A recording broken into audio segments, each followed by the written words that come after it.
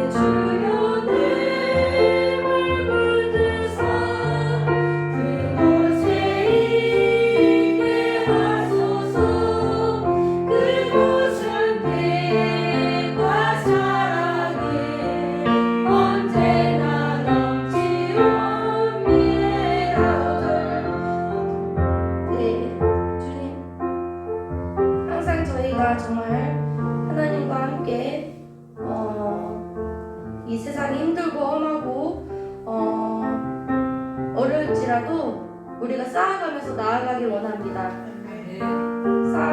쌓아가면서 나아가면서 기도하고 하나님의 그 인도하심에 철저하게 쓰는 은혜가 있으면 좋겠습니다. 저희가 다음 찬양 부르기 전에 기도를 좀 하길 원합니다. 하나님 앞에서 정말 내가 하나님의 길에 잘 서 있는지, 하나님이 정말 아버지 정말 의심의 그 수렁턱에 있는 게 아니라 정말 확고한 하나님을 높이 보는 그 하나님의 높은 곳을 향하여 우리가 서 있는지 한 번 더 재검하고 기도하는 시간이 됐으면 좋겠습니다. 기도드리겠습니다. 하나님 아버지,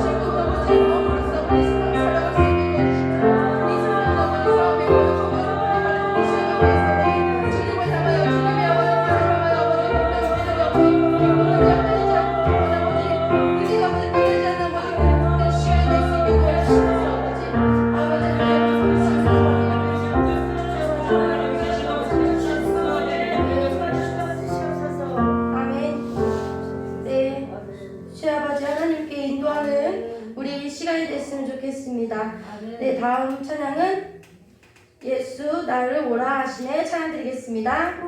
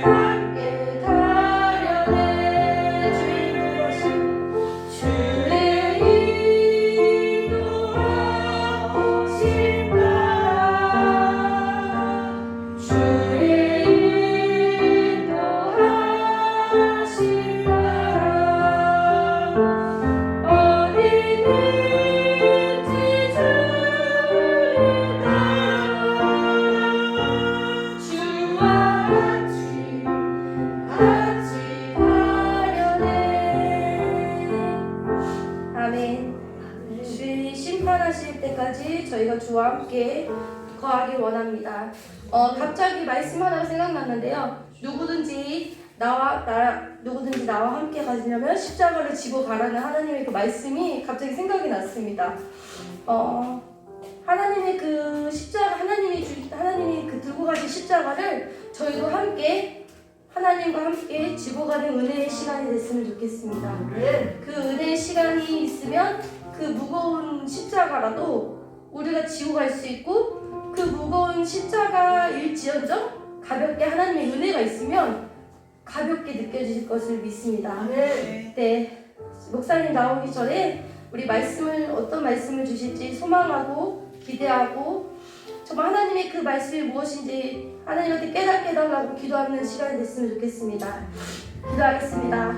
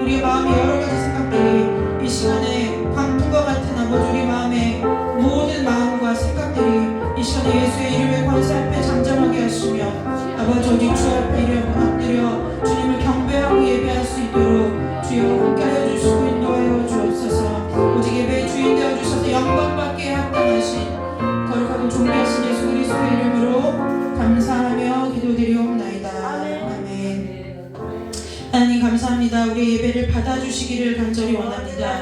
아버지, 우리가 아무리 예배하고 우리가 아무리 주 앞에 부르짖어도 주께서 예배의 주인 되어주셔서 우리 예배를 받아주시지 아니하면 아버지 아무 일도 없고 아무 소용도 없는 일인 것을 우리가 아버지 믿음으로 바라보니 이 시간 우리 가운데 아버지 주인으로 자정하여 주시고 아버지 우리의 마음과 생각과 심령을 주께서 예수 그리스도의 이름의 권세 앞에 굴복시켜 주셔서 아버지 앞에 온전히 예배하기에 부족함이 없도록 주님 이 시간 저희들과 함께하여 주시며 홀로 영광 받아주시기를 간절히 원하오며 거룩하고 존귀하신 예수님의 이름으로 감사하며 기도드리옵나이다. 아멘.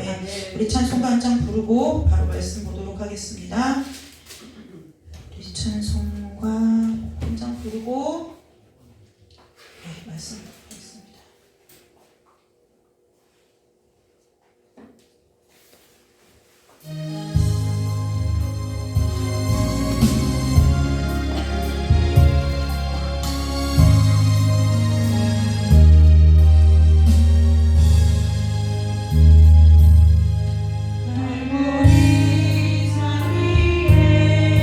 십자가 서슴이 주가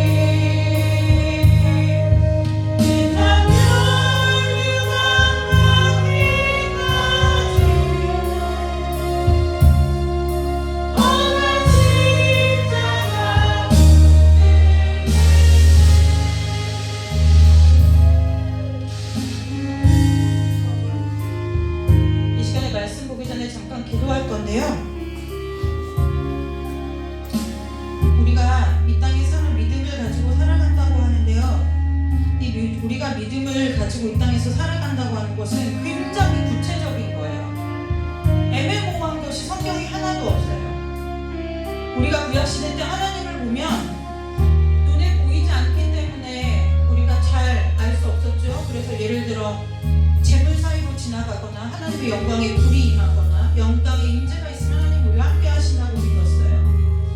그런데 그 하나님이 우리의 눈에 보이게 육신을 입고 예수 그리스도로 이 땅에 오셨어요. 그리고 이 땅에 오신 그것을 우리에게 말씀으로 기록하여서 주시고 가시면서 성령을 우리 가운데 허락하셨어요. 그래서 우리가 이 땅에서 살아가는 신앙의 모든 일생의 여정은 굉장히 분명하고 구체적이고 명확하다는 거예요. 저와 여러분에게 있어서 예수님이 누구십니까?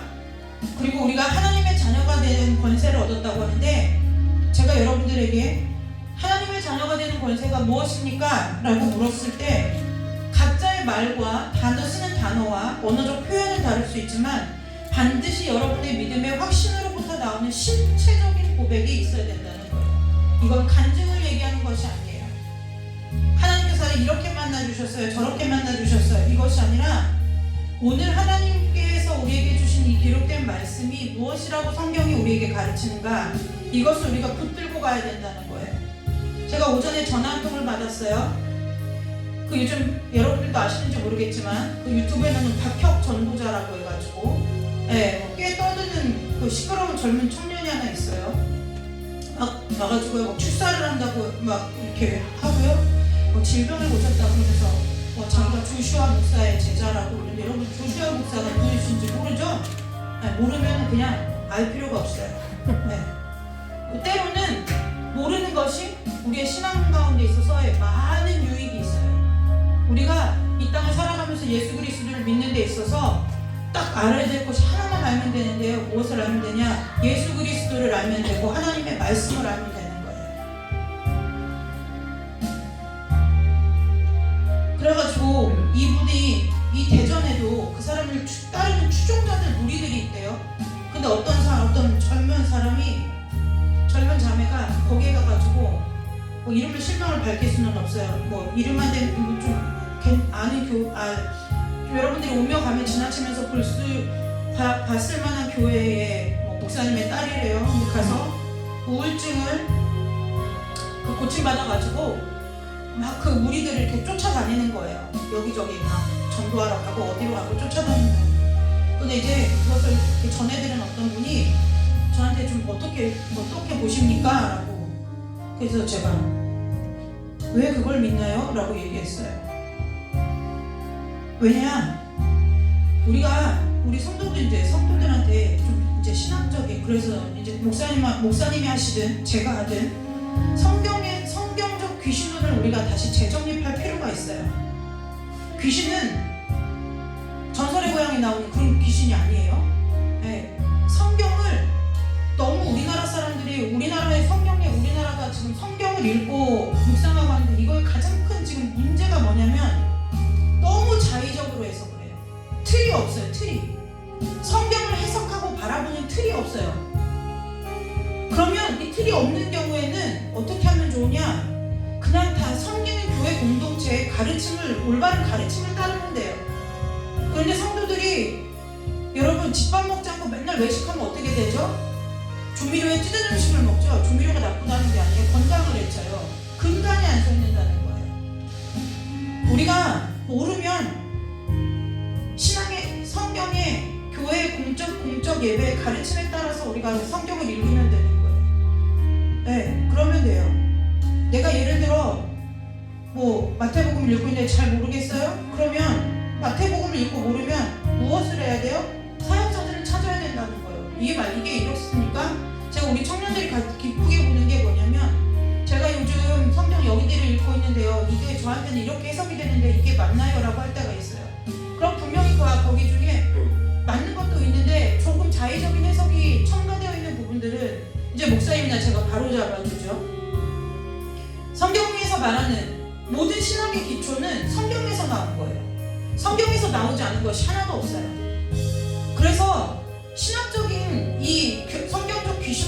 이제 왜냐면 그게 대전에도 왔다고 하니까 제가 여러분들 준비해서 가르쳐야 되겠다고, 목사님도 전부터 가르쳐야 되겠다고 했는데 가르쳐야 될 거예요. 네. 벨기에 신앙고백서 가르친다고 했죠. 벨기에 신앙고백서에 뭐라고 했다고 했어요? 모든 개인적인 체험과 경험이 성경 말씀의 권위를 앞설 수 없다. 버려야 된다는 거예요. 내가 아무리 여기서 있는 제가요, 귀신을 막 내어 쫓았어요. 병자들을 막 고쳤어요. 뭐 지금도 그런 일이 있었나요?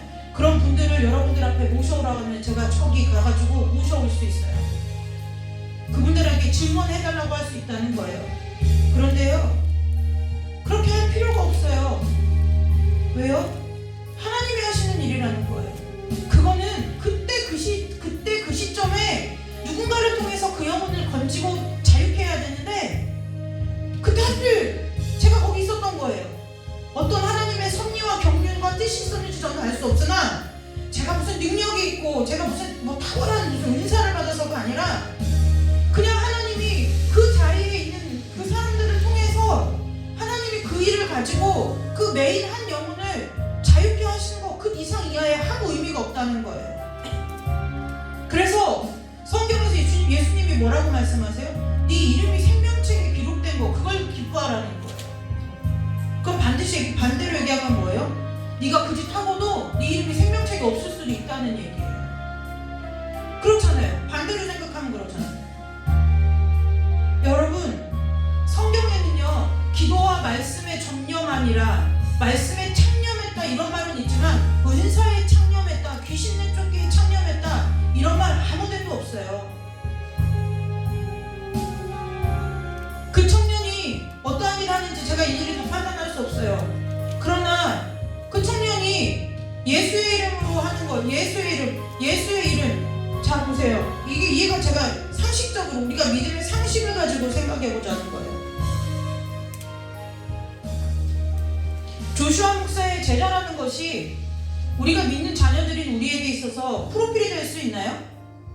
그렇지 않다는 거예요.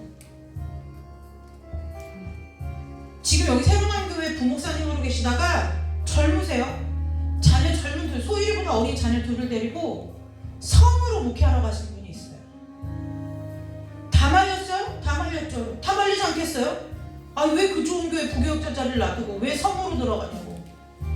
그런데요, 그분이 뭐라고 했냐면 내가 신학교 때부터 하나님 앞에 약속한 거 지키러 간다는 거예요. 제가 무슨 얘기하려고 하느냐면요, 그 사람이 잘못됐다 잘됐다 하나님 판단하실 일이지만 우리가 알고 있는 믿음의 지극한 상식으로 앞뒤가 맞지 않는다는 거예요. 그 사람의 프로필이 뭐냐, 뭐 어디 교회 소속이다, 어디 교회 뭐 성도다, 이게 아니에요. 자기 마음대로 전도자라는 직분을 붙이고, 그 직분은 교회에서 주는 거예요. 직분, 모든 교회의 권위를 따라서 교회의 법에 따라서 교회의 직분과 교회의 법이 어디서 나오나요? 성경에서 나와요. 그 성경을 따라서 하나님이 정해주신 원칙과 기준을 따라서 직분을 주는 거예요. 직분을 누가 줬냐는 거예요. 전도자라는 직분을. 성도들이 그러니까 신앙이 굉장히 없는 거예요. 뭐 없어요. 신앙이 없다고 봐야 돼요. 이건 여러분들, 우리가 직분 줄 때 어디다가 누가 직분 줍니까? 여러분들이 섬기는 교회 공동체에서 직분 주는 거예요. 하다못해 1년에 한 번씩 다시 피택받는 서리집사라고 해도 섬기는 교회 공동체에서 주는 거예요. 누가 직분을, 전도자라는 직분을 그 사람에게 주었죠? 그럼 그 사람이 건강한 신학을 갖고 있는지를 우리는 대부분 스펙이 중요하다라고 얘기하지만, 목사님 어디 신학하셨어요? 무슨 신학교 나오셨어요? 라고 묻는 것은 정말 어떠한 사람은 그 사람의 스펙을 보고 사람을 나누려고 그걸 물어보는 사람도 있지만, 최소한의 성도들에게 있어서는 어디 신학을 했느냐가 안전한 장치, 건강한 교회로서의 장치를 자격이 되기 때문에 그걸 묻는 거예요. 신학교 나왔나요? 아니에요. 그 사람이 늘 주장하는 것은 뭐냐? 내가 조슈아 목사의 제자라는 거예요. 조슈아 목사가 예수 그리스도인가요? 난 이 사람을, 나는 너무 기가 막혀요. 이 사람 죽었어요. 조슈아 목사가 죽었어요. 그 추종자들이 뭐라고 하냐면 엘리야와 같이 하늘로 들려 올라갔대요.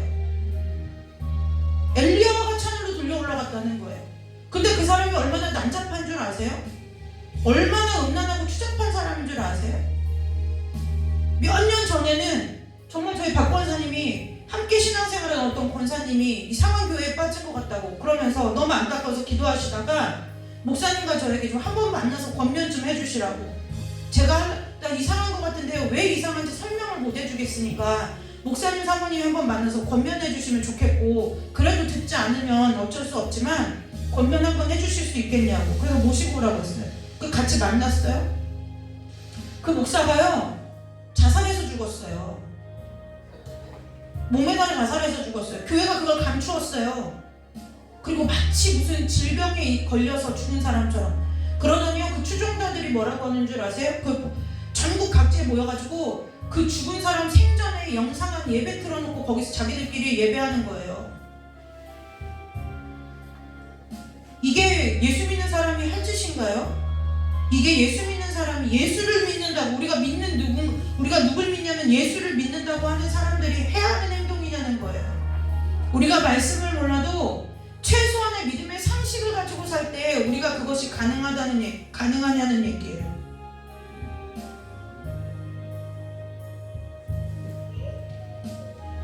여러분, 이도저도 모르면 말씀에 참여하시기를 주님의 이름으로 축복합니다. 아멘. 읽고 모르면 전화하세요. 카톡하세요. 사역자들은 언제 행복하냐면요, 말씀을 알고 싶은데 말씀을 몰라서 성도들이 답답해서 밤낮 없이 전화해도요 상관없어요. 왜요? 그 일이 우리의 삶이 큰 기쁨이거든요. 여러분, 자녀들이 부모가 시키지도 않았는데 막 매일같이 공부를 열심히 하고 성실히 살면 기특해 보이지 않겠어요? 그러더니 자기네 교회는 내팽개쳐두고, 자기네 교회 내팽개쳐두고 그 사람 쫓아다닌다는 거예요. 뭐 했다고요? 우울증 고쳐줬다고요.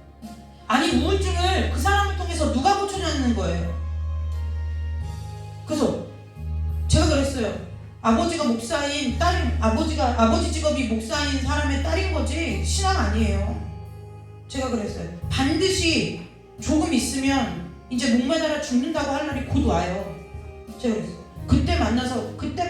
그때 죽겠다고 할 때 만나자고. 제가 그랬어요. 충분히 귀신이, 왜요? 놔둬야 돼. 어쩔 수 없어요.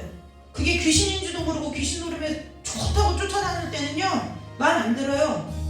뭐 할 때까지요? 목숨줄이 코앞에 올 때까지, 귀신이 목을 재가지고 숨을 못 쉴 때까지, 예수 이름 부르고 싶은데 예수의 예자도 못 꺼낼 때, 그때 됐어야 그 사람들은 건져나와요. 교만하거든요. 기본이 교만한 거예요. 그게 어떻게 하나님이 성령의 영감을 따라 지어주신 이 하나님의 말씀보다 내 개인의 체험이 우선일 수 있느냐는 거예요. 아무 연결이 없는 거예요. 오늘 지금 함께 나눌 말씀을 지금 나누려다가 그 얘기를 하는 거예요. 여러분, 말씀과 기도에 전념하시기를 주님의 이름으로 축복합니다. 아멘. 우는 사자처럼 삼킬 자를 마귀가 쫓아다녀요. 우는 사자처럼 삼킨다고 하니까 여러분, 뭐 산지창 들고 새카만 옷 입고 마귀들이 돌아다니실 것 같으세요? 제일 먼저 하는 일이 뭐예요? 섬기는 교회 공동체의 건강성을 내가 방해하고 있는 거예요. 내가 자꾸 다른 분양식을 갖다 물어다줘요. 여러분, 예를 들어 제가 엄마 제비이고 한나전도사가 자녀 제비예요. 새끼예요. 그러면 엄마인 제가 한나전도사를 먹일 때 먹지 못할 걸 갖다가 물어주면 그게 애미예요? 아니잖아요. 요즘 엄마들 극성이라고 하는데 자녀들 먹일 때 요즘 엄마들이 얼마나 꼼꼼히 다 따져요. 무슨 성분이 들어가 있나 없나 막 다 따지지 않아요? 극성밖에 따지지 않아요? 극성 맞다고 뭐라고 할 수도 있는데요, 얼마나 자녀를 사랑하면 그렇게 하겠느냐는 거예요. 여러분, 정말 참된 사역자라면 하나님 말씀을 먹이는 일에 힘쓰는 거예요.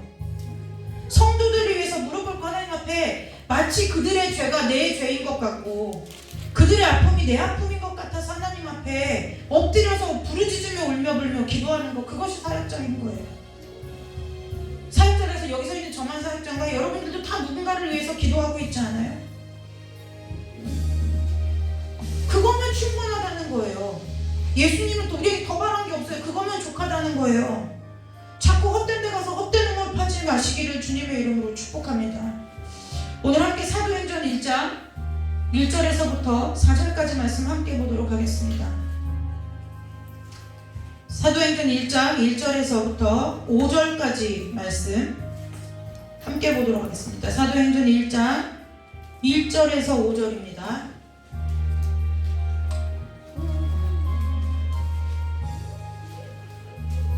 사도행전 1장 1절에서 5절 다 찾으셨으면 한 목소리로 합독해서 읽습니다. 데오빌로여, 내가 먼저 쓴 글에는 오른 예수께서 행하시며 가르치시기를 시작하심부터 그가 택하신 사도들에게 성령으로 명하시고 승천하신 날까지의 일을 기록하였노라. 그가 고난받으신 후에 또한 그들에게 확실한 많은 증거로 친히 살아계심을 나타내사 40일 동안 그들에게 보이시며 하나님 나라의 일을 말씀하시니라. 사도와 함께 모이사 그들에게 분부하여 이르시되 예루살렘을 떠나지 말고 내게서 들은 바 아버지께서 약속하신 것을 기다리라. 요한은 물로 세례를 베풀었으나 너희는 몇 날이 못되어 성령으로 세례를 받으리라 하셨느니라. 아멘. 기도하겠습니다. 하나님께서 이 시간에 우리 가운데 말씀으로 각 사람에게 말씀하여 주옵소서. 아멘. 바로 알게 하시고 바로 깨닫게 하시고 바로 믿고 바로 결단하는 은혜가 오늘 이 시간 우리 가운데 임하기를 간절히 원하오니 주여 이 시간 함께하여 주시옵소서. 예수님의 이름으로 감사하며 기도드리옵나이다. 아멘. 오늘 이 창세기란다. 사도행전 1장 1절에서 5절까지 말씀을 가지고 제가 여러분들에게 설교 제목이자 질문을 하나 던져보려고 해요. 여러분, 저도 제 자신에게 질문을 아까 이미 말씀 준비하면서 했어요. 여러분들이 예수 믿는 진짜 이유가 뭐예요? 이런 생각 처음 해보셨나요? 혹시 생각을 안 해봤는데 손들어 보세요. 생각을 안 해봤는데 여러분들이 진짜 예수 믿는 이유와 목적이 뭐예요? 성령께서 이 시간에 여러분들에게 깨닫게 하여 주시기를 주님의 이름으로 축복합니다. 왜 믿으세요, 예수를? 네, 우리 권사님 천국 가시려고. 네, 맞아요. 천국 가시려고. 이유와 목적이 다 다르죠? 다 달라요. 오늘 그래서 우리가 각자의 다 삶에 하나님과 함께한 삶의 여정의 이야기들이 스토리들이 있지만 오늘 성경에서 우리가 예수를 믿는 진짜 이유가 무엇이 되어야 하는지를 한번 함께 찾아보고 우리가 은혜를 나누려고 합니다. 우리가 예수를 왜 믿을까요? 처음에 부르심은 다 다르겠죠? 물론 여러분들이 아시는 대로 여기서 있는 저는 나니까 믿는 집이었어요. 네, 나 보니까 믿는 집이었어요. 그리고 좀 아장아장 걸어다니면 할 때 보니까 저희 할머니 할아버지가 기도원을 하고 계셨어요. 네. 그래서 기도원을 하는데 집회하는 거는 뭐 애기니까 아무 재미가 없고 맨 앞에 북치는 고모가 있었는데 그 고모가 북치는 게 그렇게 부러워서 북치는 게 소원이었었어요. 그러다가 점점점 주일학교를 가면서 보니까 예수를 믿을 이유가 저한테 없다는 것을 알게 됐어요. 왜요? 내가 죄인이라는 것이 인정되지 않았기 때문에 그래요.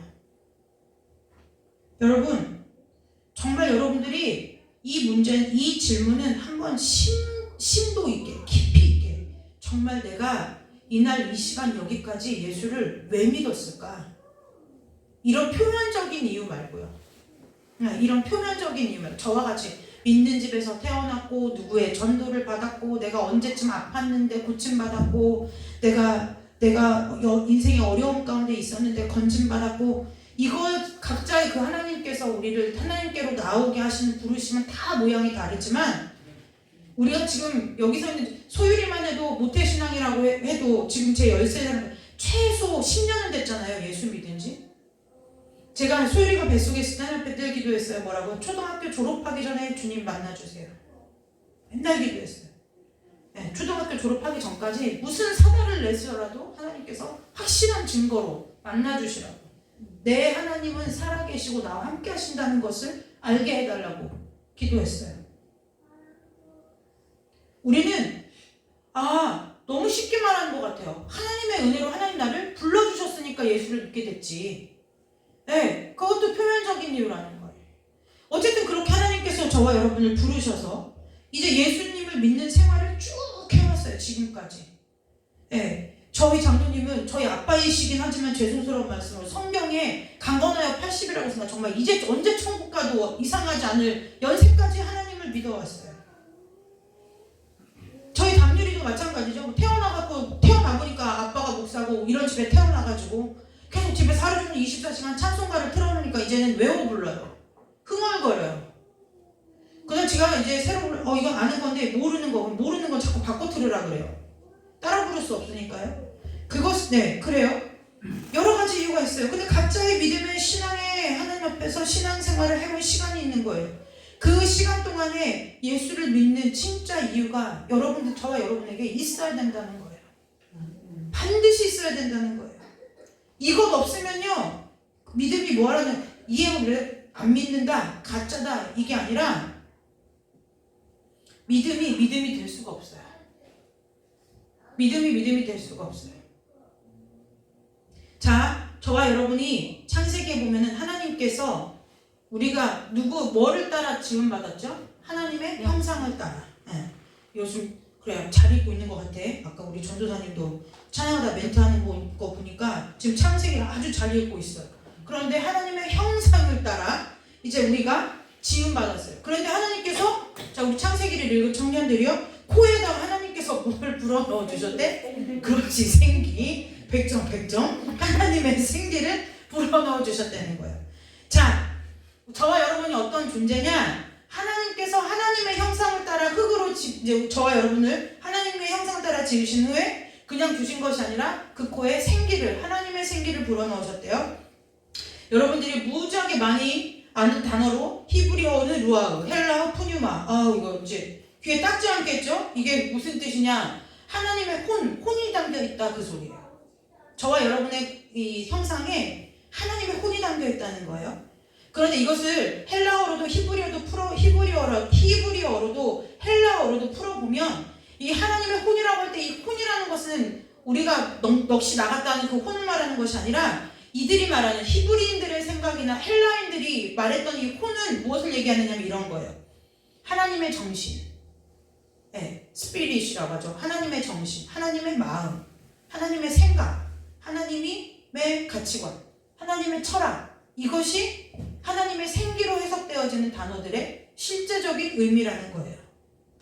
그러면 자 보세요. 하나님께서 우리를 하나님의 형상대로 지으시고 우리 가운데 하나님의 생기를 불어넣으셨대요. 그래서 우리가 생명이 되었죠. 살아있는 존재가 되었다는 거예요. 그러면 그것이 무슨 얘기냐면 쉽게 정리하면은 하나님의 정신과 마음과 생각과 가치관이나 철학이나 이런 것들이 우리 가운데 뭐 했다는 거예요? 우리 가운데 들어있다는 거예요. 들어있다는 거예요. 그래서 하나님께서 아담을 지으시고 아담에게 이렇게 동물들을 끌어오셨을 때 아담이 어떻게 하나 보셨는데 아담이 이렇게 보고 뭐를 해줘요? 이름을 지어주지. 그렇지, 진짜 잘 읽었구나. 이름을 지어주지 않나요? 그런데 그 이름을 지어주는 그 지혜가 어디로부터 왔느냐? 하나님의 생기로부터 왔다는 거예요. 하나님의 생기로부터 왔다는 거예요. 그래서 우리가 하나님의 형상대로 지음받았다는 뜻은 무엇이냐? 우리하고 하나님 사이가 뭐하는 사이예요? 통하는 사이라는 거예요. 통하는 사이였다는 거예요. 잘 통해요. 왜요? 우리가 결혼하고 아니면 이성교제를 할 때든지 결혼하든지 아니면 이 땅에서 살아가는 모든 부모 자녀의 관계, 친구 관계, 회사에서 직장 동료와의 관계, 이 모든 관계에서 어려움이 왜 오냐? 저 사람 다 내 맘 같질 않아요. 그죠? 다 내 생각 같질 않고 다 내 뜻대로 내 뜻 같지를 않은 거예요. 그래서 우리가 그 관계에서 갈등이 와요. 그런데 원래 하나님 앞에서 창조받은 지음받은 우리들이 원래 어떠한 존재였냐면 하나님하고 뭐까지 닮아요? 정신, 이 혼까지 닮은 존재였다는 거예요. 그래서 하나님이 말씀하시면 그 말씀이 뭐라고요? 무슨 뜻인지를 알아들었다는 거예요. 이해되시죠? 어렵지 않죠? 네. 쿵 하면 호박 떨어지는 소리인 줄을 알아들었다는 거예요. 누가요? 죄를 짓기 이전에 사람과 하나님 사이가 그랬다는 거예요. 죄라는 것은요. 그런데 이제 죄가 생겼어요. 죄. 뭐 우리가 그 죄가 어떻게 생겼는지는 이미 다 알고 있으니까 뭐 그 과정을 말하자는 게 아니라 어쨌든 이 사람에게 인간에게 죄라는 것이 옴으로 인해서 이제 뭐 하는 사이가 됐냐면 통하는 사이가 불통이 되는 사이가 됐어요. 안 통하는 거예요. 안 통해요. 지금 저와 여러분의 상태가 예전에 예수 믿기 전에 그랬다는 거예요. 하나님의 마음을 못 읽어내요. 하나님의 말씀하시는 뉘앙스를 못 읽어내요. 하나님의 가치관대로 살기가 어려워요. 하나님의 생각을 도무지 모르겠어요. 무엇 때문에 그렇다고요? 죄가 우리 가운데 들어왔어요. 안 통하는 사이가 됐어요. 여러분, 우리가 그냥 일상을 살아갈 때 우리가 그냥 사는 것 같아 보여도 우리가 살아가는 데 있어서는요, 무엇이 제일 크게 작용하냐? 그 사람이 살아가는 삶의 가치관이 굉장히 중요해요. 이거 가치관을 요즘 교회에서는 뭐 세계관이다 이렇게 말을 하더라고요. 그래서 지금 뭐를 하느냐면은 기독교 세계관을 막 또 열심히 가르쳐요. 근데 여러분, 나쁘다는 게 아니에요. 기독교 세계관이요, 가르쳐서 되는 게 아니에요. 가르쳐서 되는 것이 아니라는 거예요. 이게 신학의 흐름을 볼 때, 신학이 원래 영국에서 시작하고 뭐 네덜란드, 독일 이런 데서 개혁교회들이 시작됐어요. 여기는 그래서 신학을 보면 굉장히 철학적이에요. 어느 정도로 철학적이냐면 예전에 제가 학부 때 기독교 철학이 전공 필수 과목이었어요.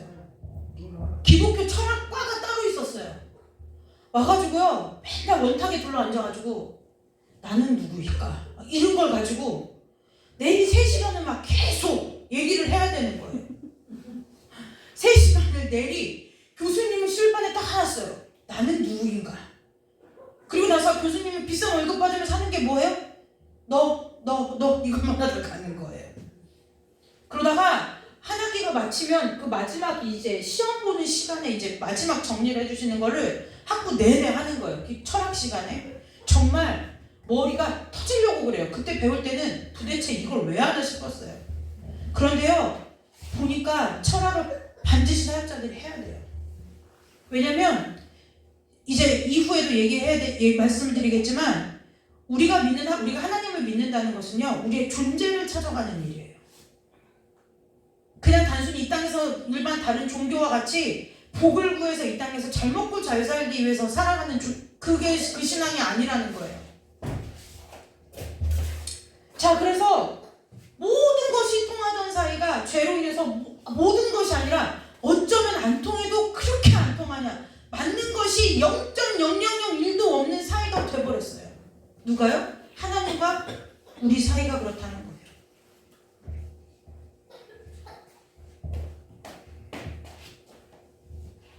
그래서 오늘 사도행전 1장 2절 이렇게 1절에서 3절을 보면 사도행전을 누가 지었냐면 누가복음을 쓴 누가가 지었어요. 그래가지고 누가가 이제 사도행전을 데오빌로에게 써서 보내면서 이제 뭐라고 했냐, 내가 앞서 쓴 책에는 이런 내용들이 있었다.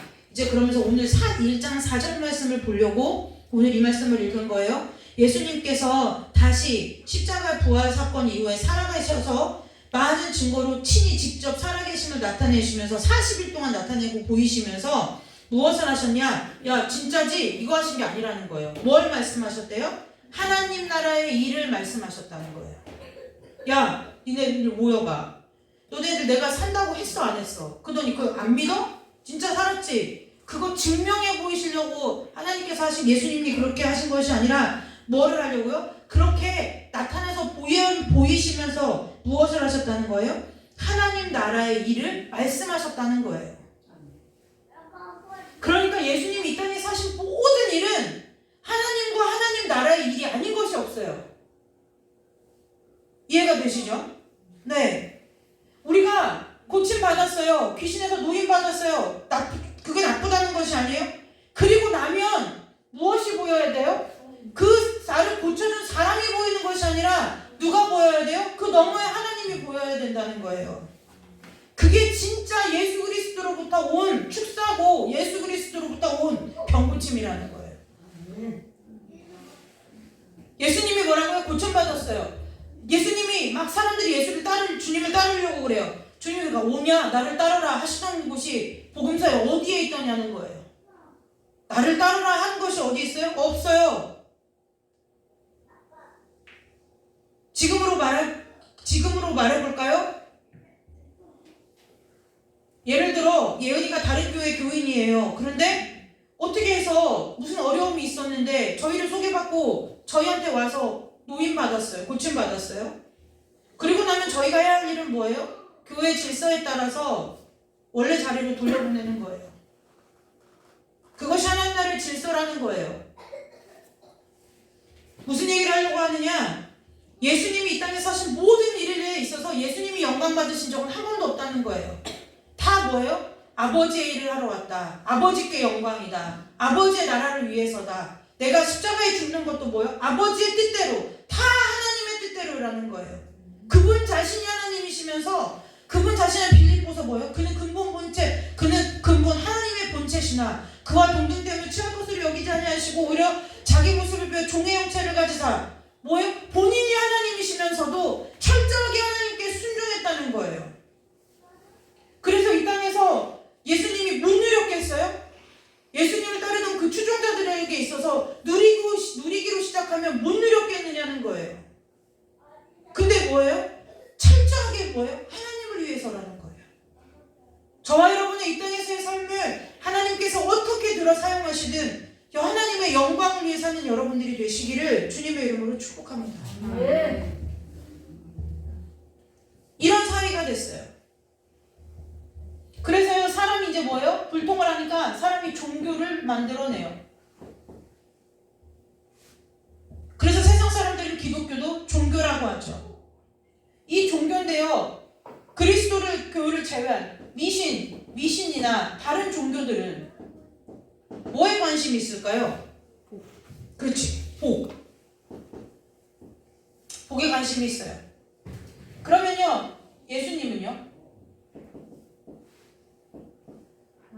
예수님은 어디에 관심 있으실까요? 하나님 나라, 하늘나라. 틀린 말은 아니에요. 그러나 더 정확하게 성경이 말씀하시는 걸 보면 한 영혼이 천하답게 하다. 한 영혼이요. 이 한 영혼에 예수님은 모든 관심이 가 있는 거예요. 네. 예수님한테는 예수님의 예수님이 모든 것을 쏟아부으신 그 모든 것은 누구에게 초점이 있어요? 당연히 하나님의 뜻을 따라하지만 한 영혼에게 가 있는 거예요. 그 한 영혼이 오늘 저와 여러분이었다는 거예요. 아직도 구원받지 못한 세상에 많은 사람도 있지만 그 모든 예수님과 그 하나님 삼위일체 되시는 하나님의 온 신경과 온 마음과 온 육체와 이 모든 것이 딱 포커스 초점이 맞춰져서 딱 한 곳으로 향하는데 그 한 곳이 누구라는 거예요? 저와 여러분이라는 거예요. 세상 종교는요 사람이 바뀌는 거는 관심이 없어요. 저 사람이 좀 더 나은 사람이 되고 좀 더 의로운 사람이 되는 거에는 관심이 없어요. 아까 우리 전도사님 얘기한 대로 복인 거예요. 내가 나은 사람, 좀 더 보세요. 이런 거. 요즘은 불교에서 보면은 여러분이 이름만 들면 법정 스님, 법륜 스님, 그런 여러분 아시죠? 하버드 출신의 그 요즘 안 나오대요. 부자로 살아가지고 그 있어요. 얼굴 잘생긴 그 스님 있지, 젊은 스님. 갑자기 이름을 까먹었네요. 그분이 막 나는 돈 하나도 없다고 하더니 막 강남에 있는 막 남산 밑에 고급 빌라에 살고 벤츠 타고 다니고 이래가지고 다들 통 났잖아요. 똑같잖아요. 정강훈 목사님도 다들 통 났잖아요. 재산이 아우 주여, 정말 주여밖에 안 나요. 다행히 이단이라고 결정이 나서 정말 다행인데요. 아무튼 그런 일에 여러분 사람이 바뀌는 일에 관심이 없는 것은요 하나님께로부터 온 것이 아니에요. 그래서 교회는 왜 한 영혼을 귀하게 여기고 교회에서는 내 인간적인 어떤 허물이 드러나더라도 그것이 왜 문제가 되지 않느냐? 왜요? 그것이 드러나서 하나님으로부터 회복받고 고침받아서 뭐 해야 되니까요? 하나님의 영혼으로 세워져야 되니까 괜찮은 거예요. 다른 종교는요 관심이 없어요. 이러더라고요. 그 스님이 요즘 스님들이 그 토크 콘서트를 해요. 그런데 나와 이제 그 스님이 방청객이 질문하는 거예요. 저는 사람에게 있어서 너무 인간관계에 매였고 더 이상 상처받고 싶지 않은데 어떻게 하면 될까요? 그러면 주님은 뭐라고 하시면 원수를 사랑하라고 가르쳐요. 네가 상처받는 한이 있어도 끝까지 사랑하라고 가르치잖아요. 그 스님 뭐라고 하냐? 멀리 하십시오. 네, 당신이 상처받으면서까지 그렇게 할 일은 없습니다. 이게 답이에요. 그러니까 뭐예요? 그것도 복인 거예요. 내가 더 나은 사람이 되기 위해 내가 왜 더 나은 사람이 되어야 되냐? 내가 왜 남들보다 더 신앙심이 깊은 사람이 되어야 되느냐? 뭐 하려고요? 복 받으려고요. 복 받으려고요. 꾸란에 나와 있잖아요. 그래서 이슬람들이 그렇게 지하드 성전을 그렇게 하는 거예요. 애들이 이 자폭 테러 이걸 하는 거예요. 뭐 하는 하나님 나라 유업으로 받으려고요. 우리 식으로 말하자면 하나님 나라의 유업을 받으려면은 뭐 하는 거예요? 그게 순교라는 거예요. 그게 순교라고 하는 거예요. 그런데 여러분, 우리가 믿는 예수님은요, 한 영혼에 관심이 있어요. 그래서 뭐 하는 거예요? 원래 죄로 인해서 불통됐던 그 영혼을 다시 하나님으로부터 뭐 하게요? 통하는 존재로 하나님께서 거듭나게 하시는 것이 우리가 믿는 기독교라는 세상 사람들이 말하는 종교의 목적이라는 거예요. 그래서 우리가 예수를 믿는 진짜 이유와 목적이 무엇이 되어야 되느냐? 뭐 한 사람이요? 내가 하나님과 통하는 존재로 다시 세움받는 일에 힘쓰는 것, 그것이 예수를 믿는 우리가 주님을 따르는 삶의 이유여야 된다는 거예요. 주님을 믿는 정말 저와 여러분의 내면 심령 깊숙하게 숨겨져 있는 그 모든 이 육신의 욕망과 이생의 자랑과 안목의 정욕이 아니라 정말로 내가 하나님 앞에 붙들린 바 돼서 내가 하나님께서 주님께서 잃어버린 한 영혼으로서 내가 어떠한 존재요? 다시 하나님과 통하는 존재로 세움받는 것, 그것이 우리가 예수를 믿고 따라야 하는 진짜 이유라는 거예요. 처음엔 다 달라요. 부르심이 달라요. 아파서 나올 수도 있고 어려워서 나올 수 있고 전도에서 나올 수도 있고 자기 발로 걸어 나올 수도 있고 태어나 보니까 믿는 집일 수도 있고 막 귀신에 시달려서 나오고 다 나올 수 있어요. 그러나 그 나온 이후에서부터의 모든 삶에 저와 여러분이 살아가면서 이 땅에서 우리가 예수를 믿고 따라야 할 그 목표가, 이유와 표대가 뭐냐? 하나님과 통하는 내 원래의 모습을 회복하기 위함이라는 거예요. 그런데요, 사람들은 믿는 사람들을 말하는 거예요. 예수를 믿고 따른다고 하는데요, 아까 우리 전도사님 얘기한 것처럼 복을 위해 기도해요. 나쁘다는 그 복을 위해서 기도하고 물론 하나님이 축복 주세요. 나쁘다는 게 아니에요. 잘못되는 것 아니에요. 그러나 문제가 있어요. 무엇이 문제냐? 그것을 전부로 여긴다는 거예요. 그걸 전부로 여긴다는 거예요. 그래서 제가 그렇게 기도 응답이 받으면 응답 받은 것이 문제가 아니라 그 응답을 통해서 하나님께서 어떠한 섭리를 가지고 일하시는지 보는 데까지 나아가라고 그렇게 얘기를 하는 거예요. 제가 여기 앉아서 기도를 해보니까 내 기도의 경험을 따라보니 그런 게 아니고요. 제가 말씀을 묵상하면서 하나님 앞에 기도해 보니 응답 뒤에 감추어진 하나님의 섭리가 더 크더라는 거예요. 그 시간을 하나님 앞에 보내고 나니까 그래, 하나님께서 내게 주신 모든 것들은 하나님께서 보실 때 가장 선하고 최고의 것이고 최선의 것이라는 것이 믿어진다는 거예요. 하나님께서 이러죠. 세상의 육신의 아버지도 자식이 생선 달라고 하는데 뱀 주겠냐? 하시잖아요. 제가 여기서 말하는 것은 세상의 것을 얘기하는 것이 아니라는 거예요. 그래서요, 성경에 있는 수많은 사람들이 오랜 시간이 걸리든 비교적 단시간에 그런 일이 발생하든지 시간의 흐름과 상관없이 예수를 만나면 반드시 그 사람은 어떻게 돼요? 변화가 돼요. 변화되는 것이 정석이라는 거예요. 그래서요, 저는요, 어떤 말 제일 싫어하느냐? 사람 안 변해. 기질은 안 변해. 여러분, 그 기질을 지으신 것이 누구냐면요, 예수 그리스도예요. 사람은 안 변해요? 아니요. 내가 무엇을 믿고 있느냐? 그걸 충분히 하나님이 말씀으로 약속하시고 하나님은 사람을 어떠한 상황 가운데서도 변화시키신다는 것을 믿는 것이 아니라 내가 무엇을 믿고 있어요? 세상에 따르는 가치관을 믿고 있다는 거예요. 그래, 내가 다른 건 다 믿어도 사람은 안 변해. 내가 내 옆에 있는 사람을 보니까 그래. 내가 내 자녀를 보니까 그래. 아니요, 그렇지 않아요. 하나님이 하신다는 것을 내가 믿으면 하나님이 그렇게 하신다는 거예요. 우리는 늘 그래서 이 땅에 살아있는, 이 땅에서 이 미신, 다른 종교들, 잡신을 섬기는 사람들과 같이 늘 기도 응답에만 몰입되어 있어요. 근데 여러분 잘 볼까요? 이 기도의 응답이 뭐예요? 응답이? 결국은 내가 원하고 바라는 것이에요. 문제가 하나님이 이 문제를 가지고 하나님께서 내 삶에 무엇 깨달으라고, 무엇 알라고, 왜 어떻게 하시려고 이 문제를 주셨나는 관심이 없어요. 이 문제는 나의 머리를 너무 아프게 하고 내 마음을 너무 상해하는 일이니까 이 문제는 빨리 어떻게 돼야 돼요? 치워줘야 된다는 거예요. 치워줘야 된다는 거예요. 제가 저희 자녀들이 있잖아요. 자녀들을 놓고 뱃속에 있을 때부터 당연히 뭐 하겠어요? 배우자 기도를 하겠죠. 그런데요, 왜요? 저희 할머니가 저 초등학교 입학하고 나서 인사하러 갔더니 할머니가 공부 잘하게 해달라고는 기도 안 하고 좋은 배우자 만나게 해달라고 기도하시더라는 거예요. 그래서 제가 전에도 얘기했잖아요. 저희 목사님을 만나갖고 결혼한 첫날 제가 그랬어요. 오빠는 하나님이 나한테 우리 할머니가 나 초등학교 입학하는 날 기도한 그 기도의 응답으로 오빠가 지금 내 옆에 있는 거야. 제가 그랬어요.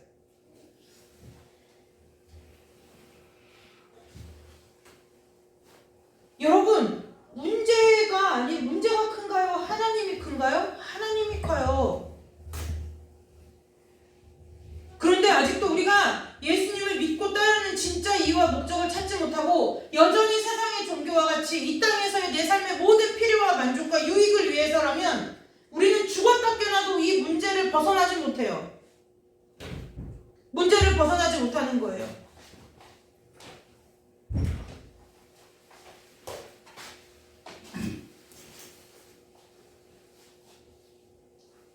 제가요, 요즘 기도하는 것이 한 가지 있어요.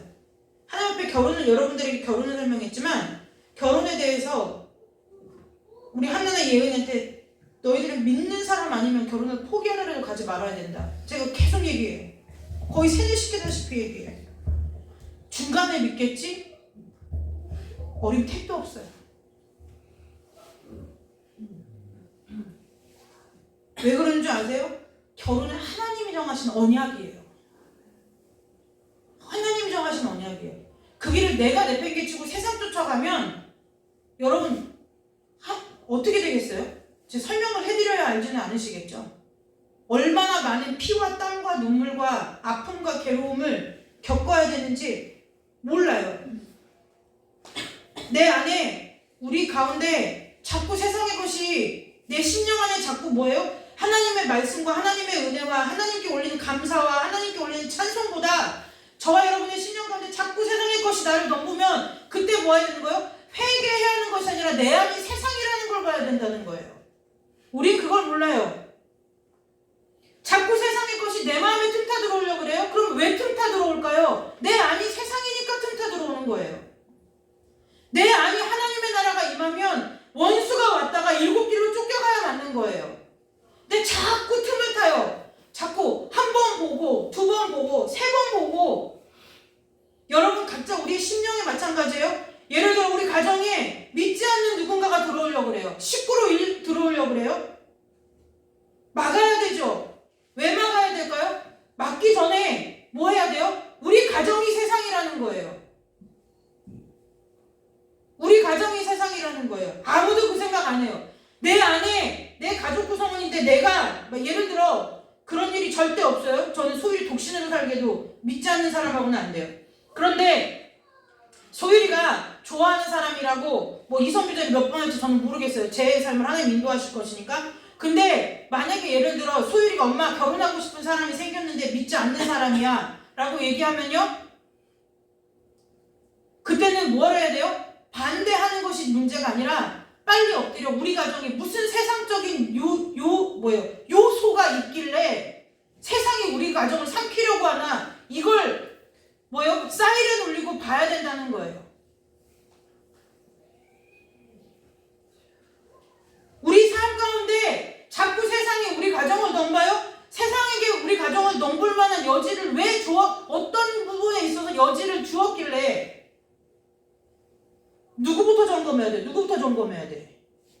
그렇지, 나부터. 신앙은 나부터예요. 나부터 점검하는 거예요.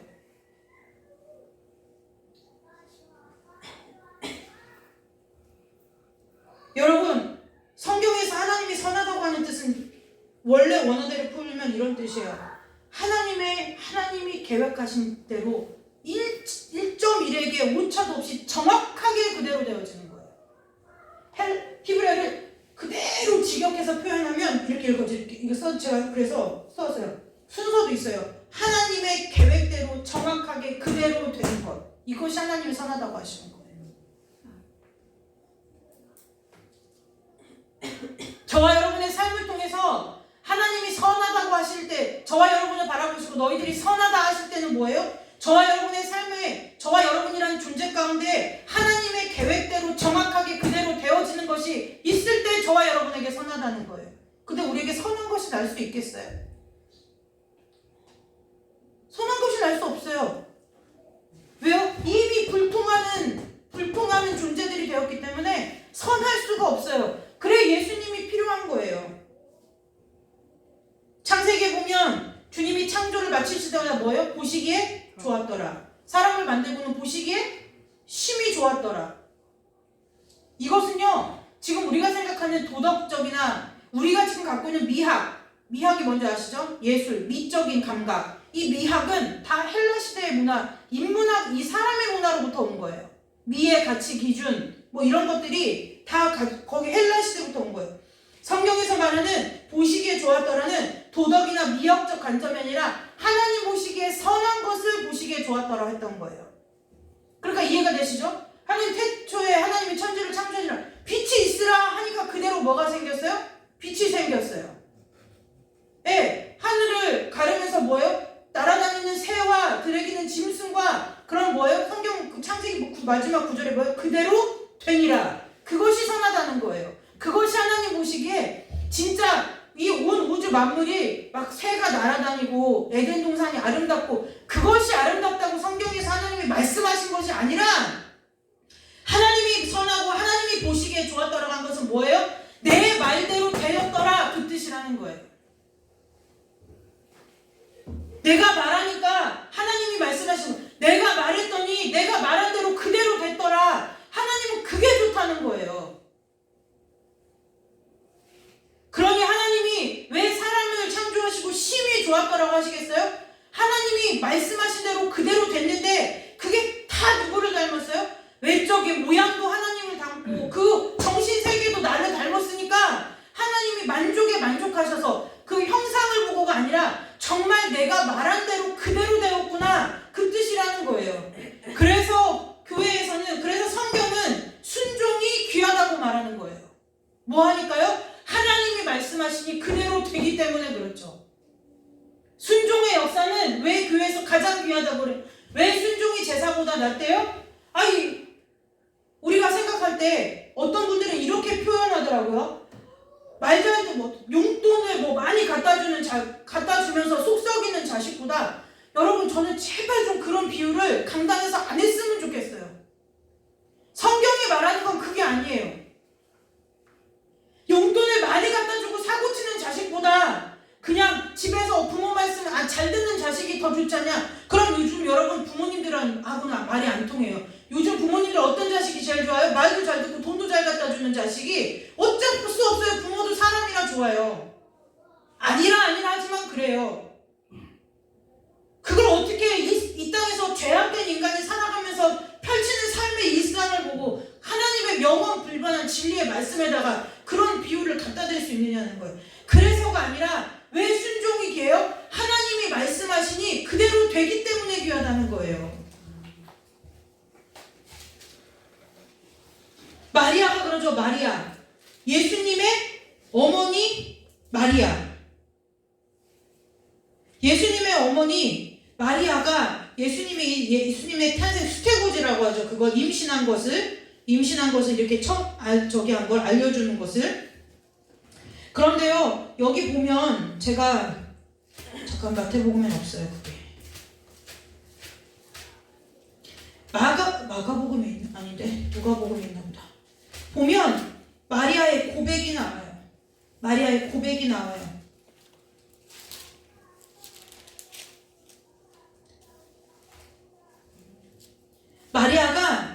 뭐라고 얘기하느냐면요.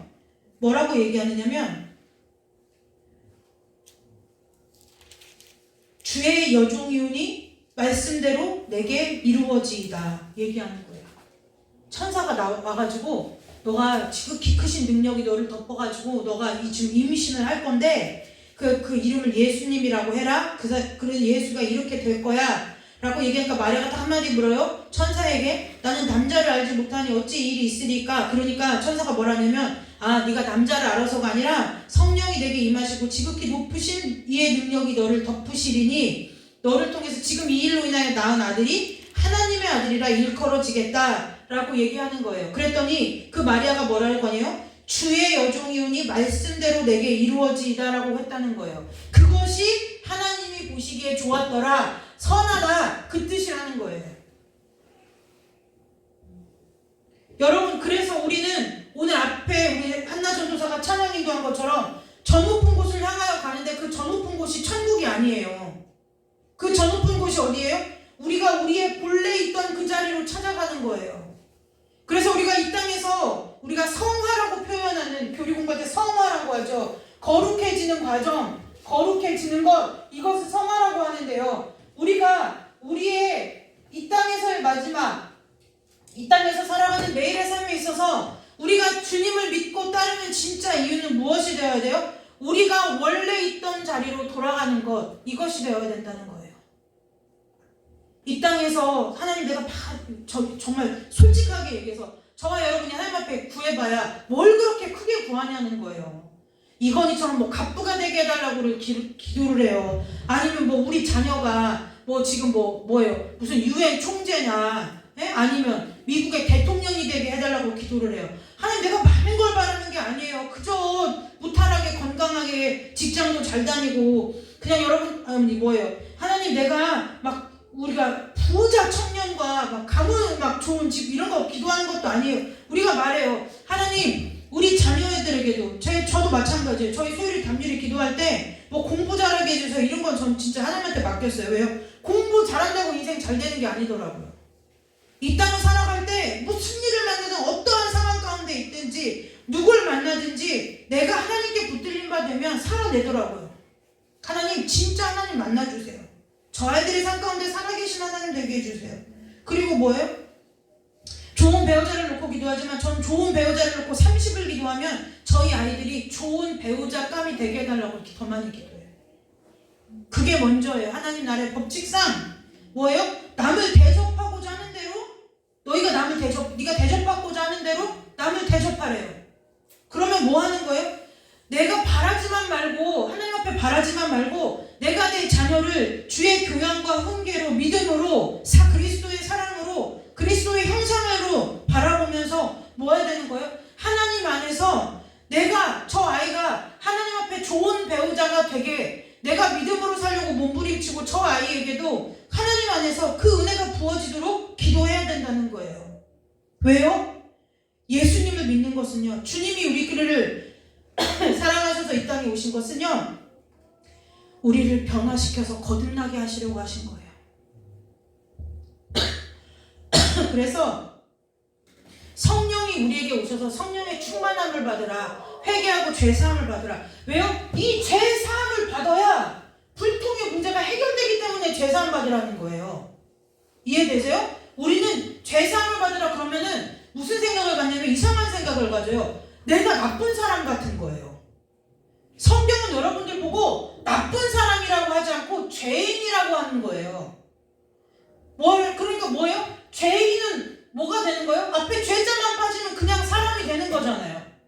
하나님이 우리를 보고 좋고 나쁘다, 지금 우리가 윤리적이고 도덕적인 개념으로 좋고 나쁘다 이 얘기를 하시는 게 아니라는 거예요. 이해되셨어요? 우리는 뭐든지 도덕과 윤리로 가져가요. 그래서 도덕적이고 윤리적이면 이 사람이 신앙도 좋고 괜찮은 거, 인품 중요하죠. 그런데요 여러분, 인품을 뛰어넘는 게 죄의 문제라는 거예요. 아무리 이 땅에서 좋은 인품을 가졌어도 하나님 앞에 죄의 문제 해결을 받지 않으면 하나님 앞에는 뭐예요? 소망 없고 죽은 백성밖에 안 된다는 거예요. 저와 여러분의 삶이, 저와 여러분의 존재가 하나님 보시기에 좋았더라라고 하는 그 창조의 본래의 모습대로 거듭나는 은혜가 있으시기를 주님의 이름으로 축복합니다. 아멘. 그래서 오늘 사도행전 1장 4절에 보면 뭐 하라는 거예요? 약속한 성령이 너희에게 임하실 때까지 뭐 하라는 거예요? 예루살렘을 떠나지 말고 아버지께서 약속하신 것을 기다리라는 거예요. 그래서 제가 앞서 그 이상한 사람 얘기를 했는데 그 얘기를 한 이유가 있어요. 왜 그러냐? 성령은 하나님이시라는 거예요. 은사가 아니라는 거예요. 이상하게 우리나라는 성령이면 은사라고 가르쳐놨어요. 말로는 그렇게 안 가르쳐요. 성령은 제3위의 하나님으로서 하나님과 예수님과 동등됨을 가지시며 말로는 얘기해요. 설교는 그렇게 해요. 그런데 암묵적으로 뭐예요? 성령 하나님이 하시는 일은 뭐 하는 거예요? 은사한다는 거예요. 그래서 뭐예요? 은사 좀 있는 사람들은 목에 아주 콘크리트 목도리를 두르고 살고요. 그걸로 아주 휘두르고 살아요. 권력을 휘두르고 사는 거예요. 가스라이팅이죠. 제가 그래서 그랬어요. 그거 믿음 아니에요. 가스라이팅 당하는 거예요. 그게 가스라이팅 당하는 건지 알게 될 때 그 자매의 삶은 뭐 한다고요? 100% 무너지는 거예요. 하나님의 선택받은 자녀가 그렇게 살게 내버려 두실까요? 그렇지 않아요. 철저하게 밟아요. 하나님의 것이 아니 밟아야 건지시기 때문에 그렇죠. 성령 하나님은 우리 가운데 그래서 사도행전을 보면은 여러분 이 사도행전을 보고 초대교회 행전이다 얘기하는데 그것도 틀린 말은 아니지만 전부도 아니에요. 왜 초대교회가 부흥되고 세워지기 시작했어요? 성령을 받았더니 뭐예요? 이 사람들이 원래 하나님의 관계가 회복되어지기 시작하는 거예요. 그러니까 그 사람들이 모여서 하나님과의 관계가 안 통하던 사람들이 통했어요. 그러니 모여서 뭐 하겠어요? 예배하겠죠. 하나님의 나라의 일을 말하겠죠. 내가 받은 은혜를 전하겠죠. 그러니 뭐가 생겨요? 교회 공동체가 생기는 거예요. 건물을 말하는 것이 아니라는 거예요. 아까도 성경을 읽으면 큰 틀이 필요하다고 얘기하는데 우리가 성경을 읽을 때도요. 그 숲을 보기도 우리나라 사람들은 나무인데 나무 종류도 모르면서 나무를 이렇게 자꾸 봐요. 이런 거랑 똑같아요. 여러분 아시죠? 어르신들 아시죠? 소나무, 전나무, 잣나무. 예은이 너 구분할 수 있어? 못하지. 뒤에 권사님 장님들은 소나무, 전나무, 잣나무 구별하실 거예요. 어느 산에 있어도 구별하실 거예요. 제가 왜 이 얘기를 하느냐? 말씀을 읽는데요. 말씀에 지식이 없으니까요. 소나무 보고 전나무라고 하면서 자기가 해석을 하는 거예요. 내가 전나무인데 말이야. 근데 왜 나한테 열매가 열리는지 모르겠어. 이런 거예요. 성경이 뭐라고 얘기하는지가 아니라 내가 읽고 싶은 대로 읽고 내가 읽고 싶은 대로 해석을 하니까 뭐라고 말해요? 전나무가 나는 잣나무인데 왜 나한테서는 열매가 안 열리나 몰라. 이런 짓 하고 있는 거예요. 여러분 잣나무에 잣이 열리는 거예요. 내가 전나무인데 여기에 잣이 안 열려요. 성경은 계속 저 여러분을 보고 너는 지금 전나무야 전나무 큰일 났어 열매가 없는 전나무야 라고 하는데 계속 하나님한테 뭐라고 하는 거예요? 하나님 나 잣나무라니까요. 지금 모르시는 모양인데 내가 잣나무예요. 왜 잣나무냐면요. 내가 언제부터 직분을 받기 시작해갖고 교회에 이러저러한 헌신과 충성을 했으면 내가 그 음식을 밥 먹듯이 하고 작정은 몇 번 했고 1000번째를 몇 번을 이 얘기하고 있는 건 거예요. 그럼 주님이 이렇게 얘기했죠. 넌 전나무야. 그 잣나무의 열매도 내가 맺히게 하는 거야. 그 얘기 하실 거라는 거예요. 여러분 하나님 우리 가운데요. 저와 여러분의 삶 가운데 축복해 주시기를 원해요. 그래서 지금의 사는 환경보다 더 좋은 환경 가운데 거하시기를 원해요. 하나님 분명히 그렇게 하실 거예요.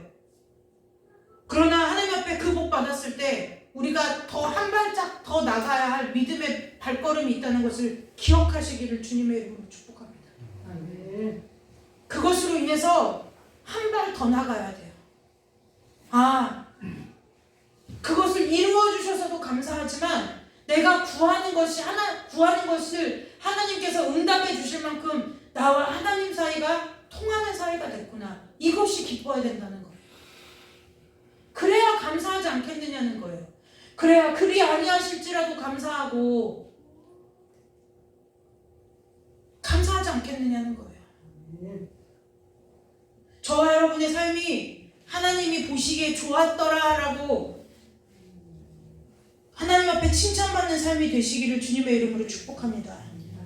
저와 여러분의 삶을 통해서 하나님의 선하심이 날마다 삶 가운데 임하는 은혜가 있으시기를 주님의 이름으로 축복합니다. 기억하세요. 성령 하나님은요, 우리를 거듭나게 하시기 위해 오늘도 역사하고 계시다는 거예요.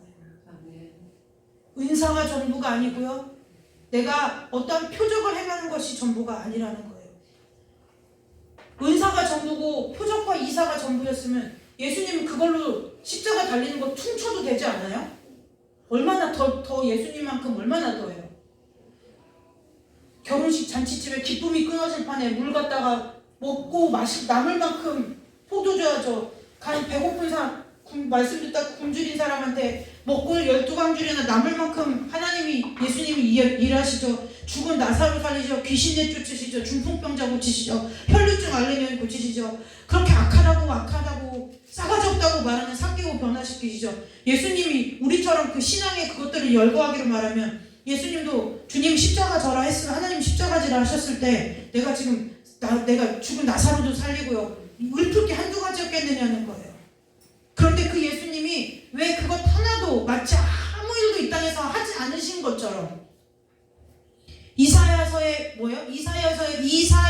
기록된 말씀대로 도수장으로 끌려가는 양과 같이 아무 말씀도 없이 예수님도 철저하게 구약의 말씀 따라 사셨던 분이라는 거예요.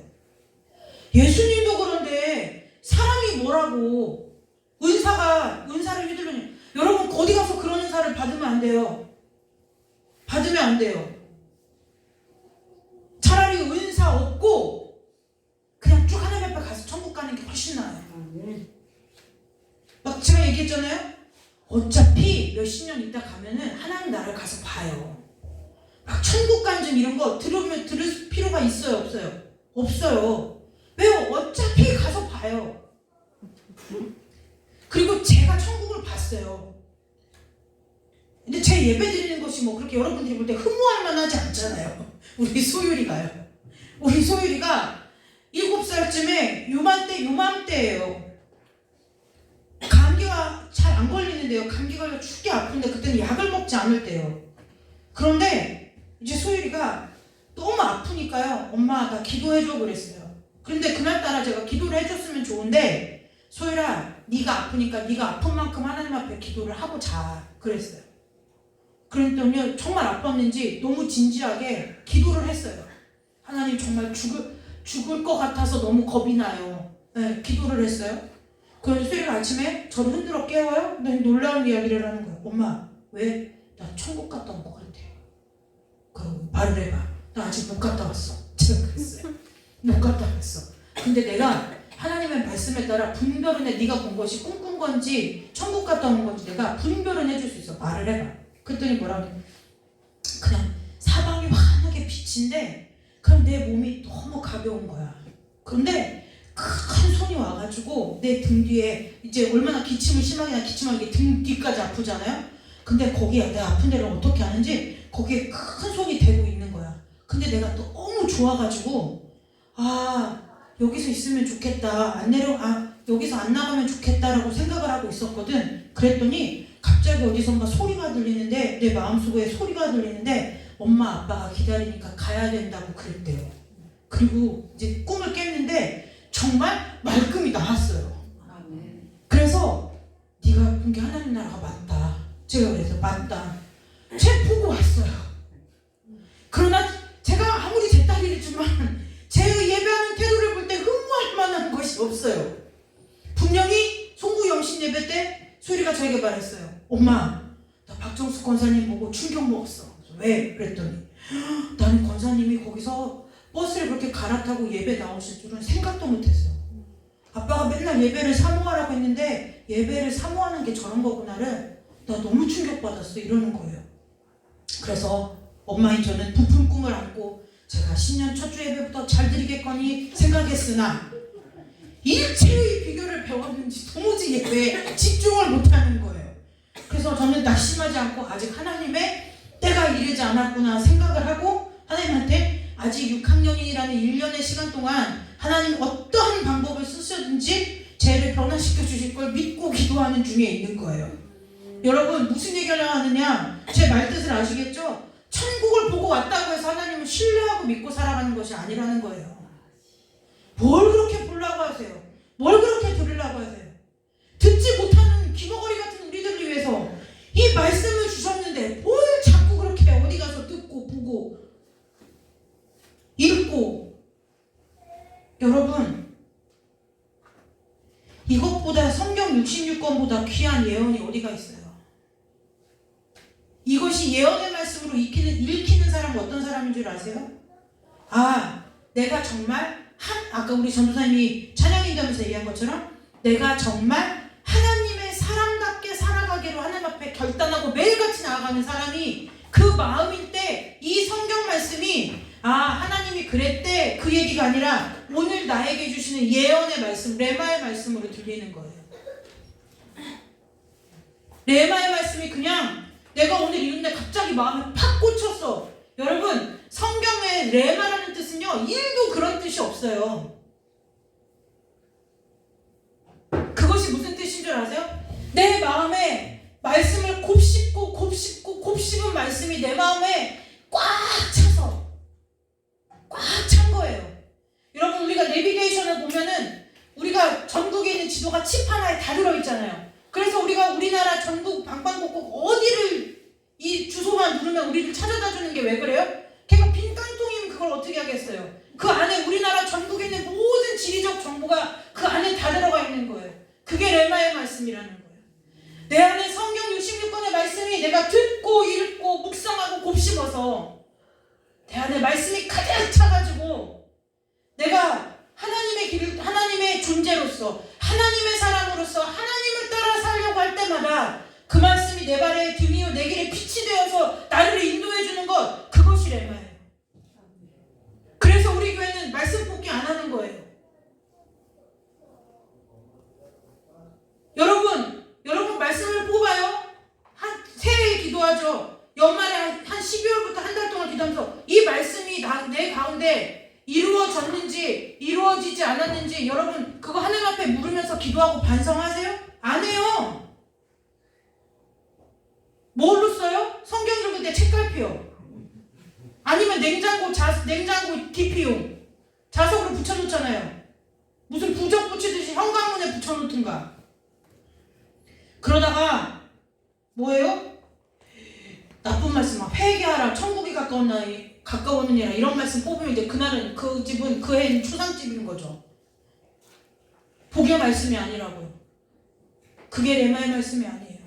정말 여러분들이 하나님 앞에 레마의 말씀으로 인도함 받고 싶으시면 다른 것에 그 다른 사람들이 얘기하는 그 이상한 것들을 창념하지 마시고 여러분 하나님 안에서 말씀 보고 하나님 안에서 예배하고 하나님 앞에 기도하고 그러는데 우리가 어떻게 딴 길로 갈 수가 있겠느냐는 거예요. 어떻게 딴 길로 갈 수가 있겠느냐는 거예요. 어떻게 하나님 말씀도 무시하고 정말 여러분 오늘 이제 말씀 맞추고 기도할 건데요. 우리 함께 기도하자고요. 무엇을요? 이 성경 66권이 다 나의 말씀이면 좋잖아요. 얼마나 갈급해요? 막 급해 죽겠는 거예요. 막 내가 해결받아야 될 문제가 있고 막 내가 심령이 견딜 수가 없고 잠이 안 오고 막 답답해 죽겠는데 그때서 레마의 말씀을 받으라고 성경을 기적인이 일으키냐고요. 이리 굴렸다 저리 굴렸다. 그러다가 뭐예요? 막 갑자기 저기 달력에 우리 집 이사 올 때 교회 목사님이 사다 준 성부 액자 보고 저게 레마의 말씀이라고 하는 거예요. 그거 아니라는 거예요. 여러분 사셔야 돼요. 하나님의 말씀을 위해서라면 시간도 돈 주고 사시고요. 제가 옛날에 우리 영미권에 귀하다고 얘기한 게 그거예요. 주일 지키려고 아르바이트를 사는 거예요. 그러면 한 달에 월급 얼마 받는지 몰라도 그 월급에서 아르바이트 주는 사람들 거 그 아르바이트 값 빼면은 수중에 얼마가 남겠냐고요. 우리가 상식적으로 계산할 때 내가 그거 아르바이트 사지 않고 내가 일하면 내 돈 되는 거 우리가 모르나요? 안다는 거예요. 한나 전도사가 지금 주일 지키려고 하나님 앞에 결단하고 지금 가갖고 그 병원에 가서 죄송해요 개고생을 하잖아요. 왜요? 막 몸도 아프고 고생을 하잖아요. 하나님 앞에 이제 저도 막 몸이 너무 망가지니까 결혼도 해야 되고 하니까 하나님 앞에 좋은 직장을 옮겨주시든지 직장 환경을 좀 바꿔주시라고 계속 기도는 하고 있어요. 그러나 하나님이 그 수고를 보시지 않겠느냐는 거예요. 안 갚아주시겠냐는 거예요. 누구 때문에 하는 걸요? 내가 하나님의 사람으로서 하나님의 따라 하나님의 뜻 따라 살라고 하는 것을 하나님이 안 갚아주시겠느냐는 거예요. 모르시겠느냐는 거예요. 여러분, 우리가 왜 그렇게 하는 거예요?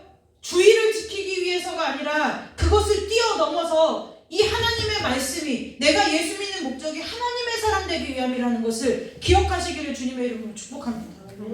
목사님이 소율이 집에서 교리 가르쳐요? 그 소율이 알아요? 인간 되는 제일의 목적이 뭐야? 하나님을 영화롭게 하는 거. 우리 저와 여러분의 모든 삶이요, 어떠한 직업을 가졌든 어떠한 형편과 상황이든 하나님 보시잖아요. 우리 마음의 중심에 하나님을 영화롭게 하는 사람으로서의 삶이 준비되어져 있느냐, 그 마음이 우리 가운데 있느냐 하나님 보신다는 거예요. 오늘 여러분 이 말씀 앞에 저와 여러분 여기서 어느 누구도 예외가 없어요. 여기 서 있는 저부터 아직 말귀 못 알아들어서 패드로 놀고 있는 우리 담유리까지, 아니면 우리 자손들까지 한심령도 예외됨이 없이 우리 삶의 목적은 단 하나예요. 뭐예요? 나를 통해 하나님을 영화롭게 하는 것이다. 근데 하나님을 영화롭게 하는 것이 부자로 잘 살고 자녀들이 잘 나가고 이것 아니에요. 그것 아니라는 거예요. 하나님을 보시기에 좋았더라. 그 삶을 살아야 돼요. 하나님의 계획대로 그대로 정확하게 이루어지는 삶이에요. 그래서 영적으로 전쟁하는 거예요. 마귀를 때려잡으려고 전쟁하는 게, 그거 집까지 짓고 그게 뭔데 우리를 어떻게 건드려요? 방해할 수는 있지만 승리는 우리 거예요. 못 건드려요. 영적인 전쟁하는 모든 이유도 뭐예요? 하나님의 계획이 하나님의 뜻대로 그대로 정확하게 저와 여러분의 삶 가운데 이루어지는 거예요. 하늘의 뜻이 하늘에서 이룬 것 같이 땅에서도 뭐라고요? 이루어지게 하기 위해서요. 여러분, 이 백성은 내가 나를 위하여 지었네, 나의 찬송을 부르게 하려 합니다. 이사야서 말씀에 있어요. 저 여러분의 삶을 하나님이 찬송으로 받고 싶어 하세요. 너의 삶으로 나를 노래하는구나. 너의 삶으로 나를 찬양하는구나. 너의 삶의 유일한 목적이 나를 영화롭게 하는 것이구나. 하나님이 그 삶을 어떻게 귀하게 여기시지 않겠느냐는 거예요. 하나님이 그러한 자녀 앞에 어떻게 삶의 축복을 두시지 않겠느냐는 거예요. 여러분, 원래 하나님을 믿는 하나님의 자녀로서의 자리를 찾으시고 빼앗기지 않는 삶이 되시기를 주님의 이름으로 축복합니다. 기도하겠습니다. 하나님, 우리의 삶이 온전히 하나님만을 영화롭게 하는 삶이 될 수 있도록 주님 축복하여 주옵소서. 아멘.